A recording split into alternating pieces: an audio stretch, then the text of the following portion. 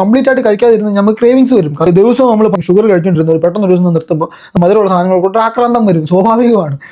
അത് കുറയ്ക്കാൻ വേണ്ടി നമ്മൾ ചെയ്യേണ്ടത് എന്താണ്? കട്ട് ചെയ്യുന്ന ഒരു ആഴ്ചയിൽ ഒരു ദിവസം നമുക്ക് ഇഷ്ടമുള്ള മധുരം എല്ലാം ഉള്ള സാധനങ്ങളോ ഐസ്ക്രീമോ എന്തോ വെച്ച് ഇഷ്ടമുള്ളത് നമ്മൾ ഒരു ദിവസം കഴിക്കുക. അതായത് ചീറ്റ് മെൽ എന്നാണ് പറയുന്നത്. അപ്പോൾ അങ്ങനെ ചെയ്ത് കഴിഞ്ഞാൽ നമുക്ക് ആ ഷുഗർ ക്രേവിങ്സ് കുറയും. ഞാൻ ആദ്യം പറഞ്ഞത് എവിടെ നിന്നാണ് ന്യൂസ് വരുന്നുള്ളത്, ആ രണ്ടാമത്തെ വാർത്തയിലുണ്ട് എല്ലാം. ഷുഗറിന്റെ സെല്ലിങ് കേരളത്തിൽ കുറഞ്ഞു. അതാണ് ഈ ന്യൂസിന്റെ കാര്യം. ഒരു മിനിമം പ്രതിബദ്ധതയെങ്കിലും സമൂഹത്തോട് വേണ്ടത്. ഇത് ആരോഗ്യത്തെ ബാധിക്കുന്ന കാര്യമല്ല. നിങ്ങൾ പെയ്ഡ് ന്യൂസ് ചെയ്തു, എത്രയോ പെയ്ഡ് ന്യൂസുകൾ നിങ്ങൾ ചെയ്യുന്നു.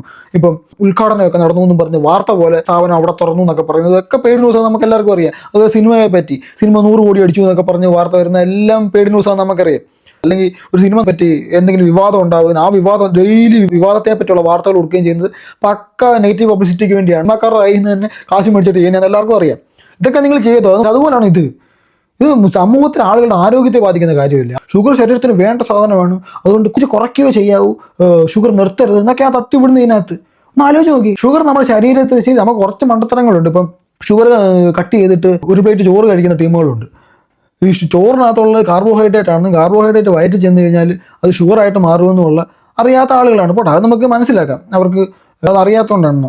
നമ്മൾ കഴിക്കുന്ന കാർബോഹൈഡ്രേറ്റ് നമുക്ക് നേരിട്ട് ശരീരത്തിന് എടുക്കാൻ പറ്റത്തില്ല. അതുകൊണ്ട് നമ്മുടെ ശരീരം ഈ കാർബോഹൈഡ്രേറ്റ് ആമാശയത്തിൽ ചെന്ന് ബ്രേക്ക് ഡൗൺ ആയി, അല്ലെങ്കിൽ ദഹിക്കുക എന്ന് പറയുന്ന സാധനം ബ്രേക്ക് ഡൗൺ ആയിട്ട് ഗ്ലൂക്കോസ് ആക്കിയിട്ട്, അതായത് ഷുഗർ ആക്കിയിട്ട് ആണ് ശരീരം വലിച്ചെടുക്കുന്നത്.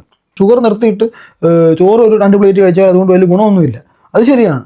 പക്ഷെ അതിന് ഷുഗർ കഴിക്കാതിരിക്കരുത്. ഷുഗർ അഥവാ നമ്മുടെ ശരീരത്തിന് വേണമെന്നുണ്ടെങ്കിൽ നമുക്ക് ആവശ്യത്തിന് ഒരു 100 നമ്മൾ കഴിക്കുന്നുണ്ട്. അങ്ങനെ ഒരു കാര്യം നമ്മൾ ഇന്ത്യക്കാരോ മലയാളികളോ ഒന്നും ആ ഒരു കാര്യത്തിൽ ബോധേഡാവുകയേ വേണ്ട. ആവശ്യത്തിൻ്റെ ഒരു 100 ഇരട്ടി കാർബോഹൈഡ്രേറ്റ് നമ്മൾ കഴിക്കുന്നുണ്ട്. ആ കാർബോഹൈഡ്രേറ്റ് മുഴുവൻ വയറ്റി ചെന്നിട്ട് ഷുഗറായിട്ട് മാറുക ചെയ്യുന്നത്.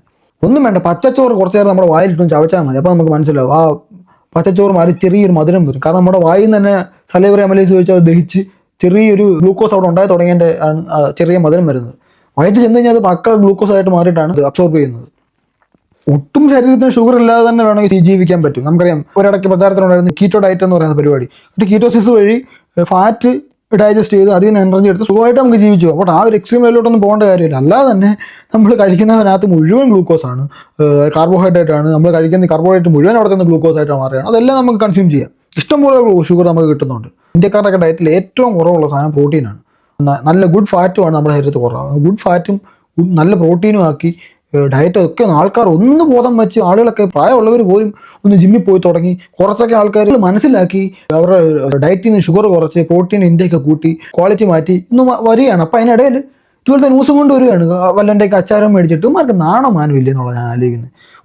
ഒരു മിനിമം സാമൂഹ്യ പ്രതിബദ്ധതയെങ്കിലും വേണ്ട. ഒന്നുമില്ലെങ്കിൽ ഒരു മാധ്യമ സ്ഥാപനമല്ലേ.